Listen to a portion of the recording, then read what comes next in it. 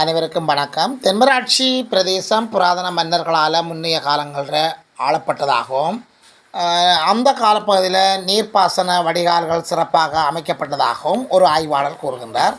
தற்போதைய தொழில்நுட்பம் அதிகரித்த காலத்தில் கூட இந்த நீர்ப்பாசன வடிகால்கள் சீரமைக்கப்படவில்லை என்று சொல்லியும் தனியார் அந்த சிலர் காணிகளை கையகப்படுத்துவதால் நீர்ப்பாசனங்கள் தடுக்கப்படுகிறதாகவும் பல்வேறு குறைகளை சுட்டிக்காட்டும் தென்மராட்சி பகுதியை சேர்ந்த ஆய்வாளர் ஒருவர் இந்த நீர்ப்பாசன சீராக்கப்படுகின்ற போது தென்மராட்சியில் நீர் வழிந்துவிடக்கூடிய நிலைப்பாடுகள் காணப்படும் என்று சொல்லியும், இல்லாவிட்டால் எதிர்காலத்தில் நீர் வெள்ளத்தால் தென்மராட்சி மூடக்கூடிய அபாயம் வரும் என்று சொல்லியும் இது சம்பந்தமாக எதிர்வரும் யாழ் மாவட்ட ஒருங்கிணைப்பு குழு கூட்டத்தில் கதைக்குமாறு அர்ச்சுனா ராமநாதனிடம் வினயமாக கேட்கின்றார். இது சம்பந்தமான காணொலியை நீங்கள் இதில் காணலாம். இதுபோன்ற காணொலிகளை நீங்கள் பார்ப்பதற்கு எமது காணொலிக்கு புதியவராக இருந்தால் அல்லது இதுவரை சப்ஸ்கிரைப் பண்ணாமல் பார்ப்பவராக இருந்தால் தயவுசெய்து சப்ஸ்கிரைப் பண்ணுங்கள், ஷேர் பண்ணுங்கள், கமெண்ட்ஸ் பண்ணுங்கள், லைக் பண்ணுங்கள், ஆக்கப்பூர்வமான கருத்துக்களை எழுதுங்கள். அருகில் இருக்கிற பெல் ஐக்கானை கிளிக் பண்ணி நாங்கள் போடுகின்ற காணொலிகள் அனைத்தையும் உடனுக்குடன் பார்க்கக்கூடியவாறான நோட்டிஃபிகேஷனை ஏற்படுத்திக் கொள்ளுங்கள். வணக்கம் சார், இந்த பிரச்சனை அடுத்த யாழ் மாவட்ட ஒருங்கிணைப்பு குழு கூட்டத்தில் கதைக்க முடியுமா ப்ளீஸ்?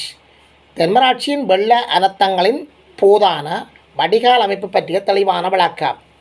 சாவகச்சேரி பகுதியில் சேரும் மழைநீர் ஒருபுறம் கண்டுவில் குளம் நிறைந்து கற்குழி குளத்திற்கும் வலுவில் குளம் மூலம் கற்குழியூடாக வந்து இவை பெருங்குளத்தை வந்தடையும். கல்வயல் பகுதியில் ஒரு புறம் பெருங்குளத்தையும் மறுபுறம் இல்வாரை குளத்தையும் வந்தடையும். பெருங்குளத்தில் இருந்து மேலதிகமாக இல்வாரை குளம் வரை நீர் பருத்தித்துறை வீதியை கடந்து மீசாலை புத்தூர் வீதியூடாக சரசாலை மாத்தளாய் பெரிய குளம் பகுதியை சென்றடைகின்றது. இங்கே காணப்படும் மாத்தளாய் குளா பெரிய வாய்க்கால் பரங்கியரால் வெட்டப்பட்டது.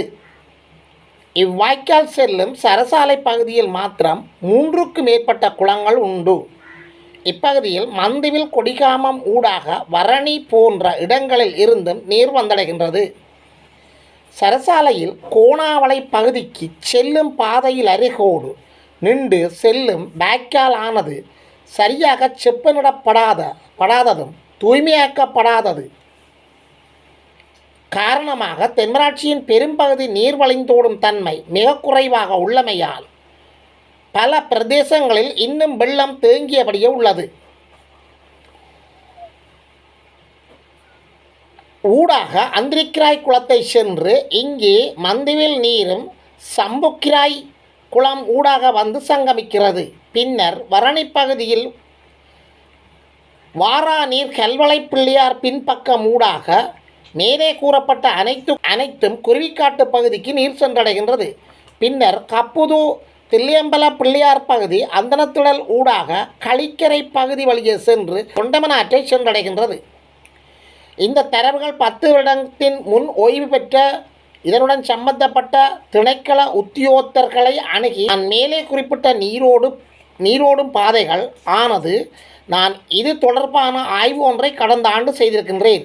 அதன்போது எனக்கு கிடைத்தவை மேலே கூறப்பட்ட குளங்கள் வாய்க்கால்கள் ஊடான புராதன மன்னர் கால வர்த்தக மார்க்க பாதைகளாக எனக்கு முடிவுகள் கிடைத்தன. அவர்கள் வடிகால் அமைப்பை சுமார் 150 ஆண்டுகளுக்கு முன் சரியாக செய்திருந்தனர். ஆனால் நாம் இப்போது விஞ்ஞான வளர்ச்சியின் பின்னர் சரியான காலப்போக்கில் இப்பாதைகளை கவனிக்காமல் சில இடங்கள் அடைபட்டுள்ளன. அத்துடன் தனியார் நில ஆக்கிரமிப்புகளாலும் இவ்வாறான நீரோட்ட பாதைகள் முழுமையாக மறையாமலும் சரியான நீரோட்ட வேகம் குறைந்துள்ளது. கடைசியாக யாழ்ப்பாணத்தை ஆண்ட மன்னராட்சி காலத்திலும் தென்மராட்சி முக்கிய இராஜதானியாக விளங்குகிறது. அங்கே நீரோட்ட இடங்களிலும் சில அவற்றின் முக்கியமாக பெறுகின்றன.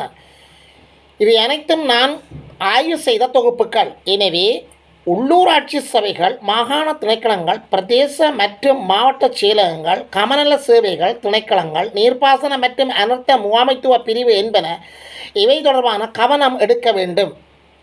இவை போன்று யாழ் மாவட்டத்தின் பல பகுதிகள் அதன் நீரோட்டங்கள் தொடர்பாக முதிர்ச்சியான அனுபவம் உடைய அவ்வூர் மக்களை அணுகி ஆலோசனைகளை பெற்று இதனை சீர் செய்ய வேண்டும்.